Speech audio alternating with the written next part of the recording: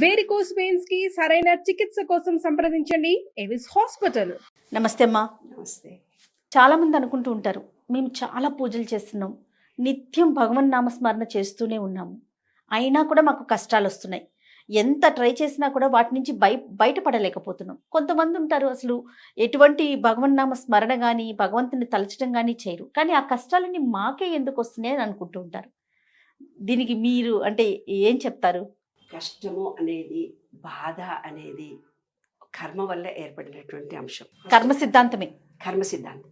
కర్మ అనేది ఎట్లా ఏర్పడుతుంది అన్నదానికి ఒక ఉదాహరణ చెప్తాను నేను.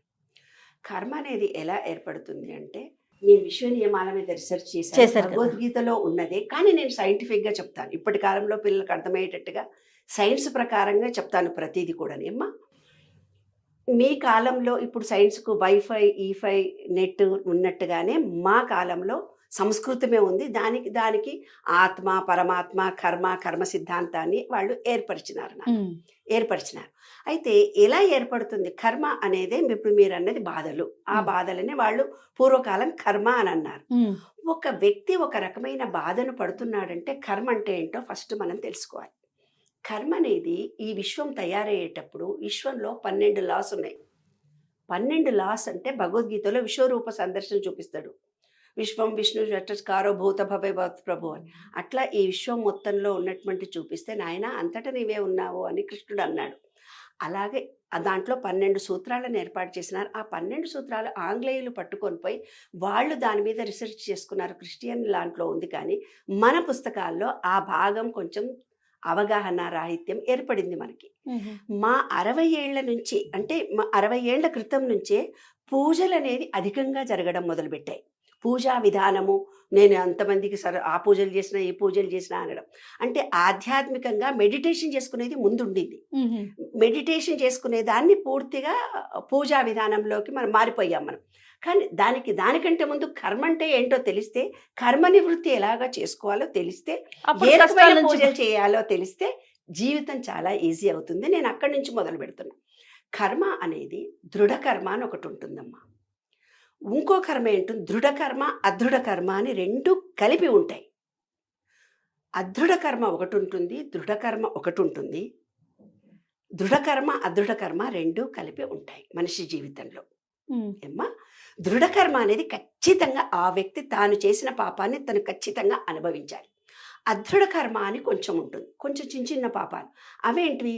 దాన ధర్మాల వల్ల, జపతపాల వల్ల, గుడికెళ్ళి అర్చనలు చేయటం వల్ల, అంగవికలులకు సేవ చేయటం వల్ల, ముసలి వాళ్ళకి, గుడ్డి వాళ్ళకి, అంగవికలులకు ఎవరికి మనం సహాయం చేసినా ఆ పాపం పోతుంది. అంటే నీకు సంబంధించని సహాయం నువ్వు ఎవరికి చేసినా ఆ పాపం పోతుంది. ఈ విశ్వంలో ఇంకో నియమం కూడా ఉంది. నువ్వు ప్రేమ ఇస్తే ప్రేమ వస్తుంది. నువ్వు ఒక రాయిని పైకి విసిరితే కిందికి వస్తుంది, భూమి ఆకర్షణ శక్తి. దీన్ని ఏమన్నారంటే అనంతము అన్నారు. అంటే ఈ విశ్వం అంతా శూన్యంతో నిండిపోయింది అని అన్నారు. మనం కూడా శూన్యమే, విశ్వం కూడా శూన్యమే. అంటే ఏమీ లేదని అర్థం కాదు, అక్కడ రౌండ్గా ఉందని అర్థం. దాంట్లో అద్భుతమైనటువంటి చైతన్య శక్తులు చాలా ఉన్నాయి. అదొక చైతన్యము, దాన్నే వాళ్ళు పరమాత్మ అని పేరు పెట్టారు. పరమాత్మ అని పేరు పెట్టి పాజిటివ్ ఎనర్జీ ఒకటి ఉంది. ఆ పాజిటివ్ ఎనర్జీ చుట్టే ఈ విశ్వం అంతా అన్ని గ్రహాలు. ఇప్పుడు నిన్ననో వీడియోలు వచ్చాయి, భూమి చుట్టూ ఎలా తిరుగుతుందో వీడియోలు వస్తున్నాయి. ఏం కాదు, ఒక పాయింట్ చుట్టూ గ్రహాలన్నీ తిరుగుతూ పోతుంటుంది, ఓవల్ షేప్లో తిరుగుతుంటుంది. అదొక పెద్ద సబ్జెక్ట్. అది పాజిటివ్ ఎనర్జీ. మనలో చిన్న చిప్ ఉంటుంది, ఇక్కడ మనదో కూడా ఎనర్జీ ఉంటుంది. ఈ ఎనర్జీ ఇది 0, అది 0, కాబట్టి అనంతం. అనంతం అని ఎందుకు చూపించారంటే, ఈ విశ్వంలో నీ వేసింది పైకి పోతుంది, మళ్ళీ నీ దగ్గరికే వస్తుంది, మళ్ళీ పైకి పోతుంది, మళ్ళీ నీ దగ్గరికే వస్తుంది. అందుకని యోగా మాస్టర్స్ ఏం చేస్తారు, కళ్ళతో 8 ఆకారంలో మీరు తిప్పండి, ఉల్టా తిప్పండి అంటారు కన్నును. అంటే అనంతంలో మనం నేచర్ క్యూర్ హాస్పిటల్లో 8 ఆకారంలో నడవమంటారు. 8 ఆకారంలో అవన్నీ కాదమ్మా, అవి ఉట్టి గుర్తులుగా మనకిచ్చారు. ఈ విశ్వం అంటూ 0, మనం కూడా ఒక 0. అంటే విశ్వంలో మనం ఏమిస్తున్నామో అదే మనం పొందుతున్నాము. ఈ విశ్వం పంచభూతాలతో నిర్మితమైంది, మన బాడీ కూడా పంచభూతాలతో నిర్మితమే. ఒక పాపం చేసింది అదృఢ కర్మ అన్న. అదృఢ కర్మ అని చేసింది మళ్ళీ మనం ఫ్రీగా సర్వీస్ చేసినప్పుడు మళ్ళీ మనకు వచ్చేసి అది బ్లెస్సింగ్స్గా తిరిగి మనకు వస్తుంది. దృఢకర్మ అంటే చాలా కొన్ని తెలియని పాపాలు ఏవో చేస్తుంటే అది ఖచ్చితంగా ఆ వ్యక్తి. కానీ రెండవ పాపం ఎలా ఉంది, దృఢకర్మ ప్లస్ అదృఢకర్మ రెండూ కలిపి ఉంది. అప్పుడేమవుతుందంటే ఒక అబ్బాయి 10th క్లాస్ పరీక్ష రాయడానికి వెళ్తాడు. 10th క్లాస్ పరీక్ష వాళ్ళ అమ్మ వాళ్ళకి ఎవరో జాతకాలు చూపించింటారు. చూపించి ఏం చెప్పింటారంటే, అమ్మ మీ పిల్లగానికి జపాలు చేయించండి, చేస్తే మంచిగా అవుతుంది అంటే వాళ్ళు ఏదో జపాలు చేయించుంటారు. వీడు కూడా దేవుడికి దండం పెట్టుకోరింటాడు. అయితే అన్ని పరీక్షలు రాసి లాస్ట్ పరీక్ష నాడు కాలు ఫ్రాక్చర్ అవుతుంది. లేకపోతే అన్ని పరీక్షల్లో 31 మార్కు వస్తుంది ఒక పరీక్షలో వాడికి. అంటే అదృఢకర్మ పోయింది, దృఢకర్మ వాడు అనుభవించాలి. దృఢకర్మ ప్లస్ అదృఢకర్మ రెండు ఉన్నాయి కదా ఇక్కడ. అవునవును. కాబట్టి అప్పుడు వాడికి ఏమవుతుంది, వాడు ఫెయిల్ అవుతాడు. ఎందుకు ఫెయిల్ అయినరా బాబు అంటే లాస్ట్ డేనే జ్వరం వచ్చింది, లాస్ట్ డేనే కింద పడ్డాడు, లేస్ట్ అంతా రాసి ఒకటి మర్చిపోయాడు వాడు. కాబట్టి 30 మార్కుల్లో వాడు ఫెయిల్ అవుతాడని. అంటే దృఢకర్మ అదృఢకర్మ రెండూ ఉన్నటువంటి దాంట్లో అదృఢకర్మ మన పుణ్యకార్యాల వల్ల గుళ్ళు గోపురాలు తిరిగి రావడం వల్ల అది తగ్గిపోతుంది. పోయి ఈ దృఢకర్మ మాత్రం వీడు ఖచ్చితంగా అనుభవించాలి. అట్లా 3 కర్మలు మన చుట్టూ ఉంటే ఆ 3 కర్మలు ఖచ్చితంగా మనం అనుభవిస్తాం. కాబట్టి ఏమంటారు పెద్దవాళ్ళు, ఏదైనా ఇవాళ ఈ విశ్వ నియమాల్లో కూడా కండిషన్ ఒకటే, ఇవాళ నీవేవి అనుభవిస్తున్నావో అది నీ థాట్లో లేకుండా బయట జరగలేదు, అది నీలో వచ్చిన దాంట్లోనే నీవు అనుభవిస్తున్నావు అంతే.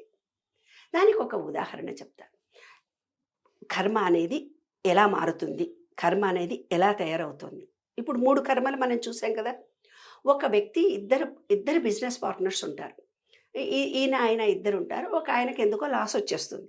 రోజు తలుచుకుంటాడు, అయ్యో మా ఫ్రెండ్కి లాస్ వచ్చేసింది, నేను కూడా బిజినెస్ చేస్తున్నా, ఎప్పుడన్నా లాస్ అవుతానని. ఈ విశ్వంలో ఎనర్జీ లెవెల్స్ మారుతూ పోతుంటాయి. ఎనర్జీ లెవెల్స్ మారడం అనే గ్రహాల గతిగతి అని మన జ్యోతిష్ శాస్త్రంలో చెప్పారు. శుక్రుడు వస్తాడు, శని వస్తాడు, శని పడతాడురా నీకు, అంగారకుడు మారతాడురా, శని పట్టినప్పుడు అవుతుంది, లేదా కాలసర్ప దోషం ఉంది, ఇలాంటి మాటలు వింటే ఈ ఎనర్జీ లెవెల్ ఇలా మారుతూ పోతున్నప్పుడు మనిషి జీవితంలో ఒక గ్రహ దశలో పుట్టినప్పుడు ఆ దశ మనలోకి వచ్చినప్పుడు అప్పుడు ఏమవుతుందంటే గ్రహం మారుతుంది. మారగానే అతని మామూలుగా ఏం చెప్తారు మీకు, శని పట్టింది కాబట్టి శనీశ్వరుడి దగ్గరికి వెళ్ళి పూజ చెయ్యి అని చెప్తారు.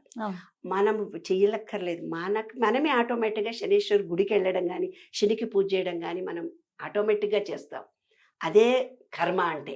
ఇప్పుడు ఇతనికి బిజినెస్ పార్ట్నర్లో మోసపోయినాను అని అన్నాడు కదా, వాడు మోసపోయాడు కాబట్టి నేను కూడా మోసపోతానేమని భయం ఇంటర్నల్గా తన సబ్ కాన్షియస్ మైండ్లో పెట్టుకుంటాడు.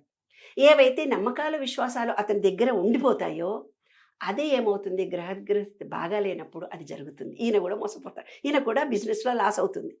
ఎవరు చేశారు, ఇతను పదే పదే నేను కూడా లాస్ అవుతానేమో అని ఆలోచించాడు. తన సబ్ కాన్షియస్ మైండ్లో ఒక ఫీలింగ్ని ఏర్పరుచుకున్నాడు. అప్పుడు ఎప్పుడైతే నెగటివ్ ఫీలింగ్లోకి ఇతను ఎంటర్ అయ్యినాడో ఇతని గ్రహదశలు మారుతూ ఉన్నప్పుడు అది ఎఫెక్ట్ ఇస్తుంది అన్నమాట. అంటే విశ్వం ఒక ఎనర్జీ లెవెల్తో పోతుంటుంది, మన మాట మన ఆలోచన కూడా ఒక ఎనర్జీ లెవెల్తో ఉంటుంది. దీన్నే కర్మ అన్నారు. సో దీన్ని ఖచ్చితంగా మనం ఎన్ని పూజలు చేసినా ఎంత చేసినా కూడా అనుభవించాల్సింది ఉంటే ఖచ్చితంగా అనుభవించి తీరాల్సింది. అంతే కదమ్మా, దాని నుంచి మనం తప్పించుకోవాలి. అయితే భావాలను మార్చుకుంటే కర్మను మార్చుకోవచ్చు. ఓకే, అంటే మన ఆలోచన విధానాన్ని మార్చుకుంటే తనలో పరివర్తన కలిగి తన సబ్ కాన్షియస్ మైండ్లో ఉన్న పాపాన్ని తొలగించుకునే మార్గాలు కూడా ఉన్నాయి. ఆ మార్గాల ద్వారా కూడా మనం బయటపడవచ్చు. రైట్. నమస్తే అమ్మ, సంతోషం.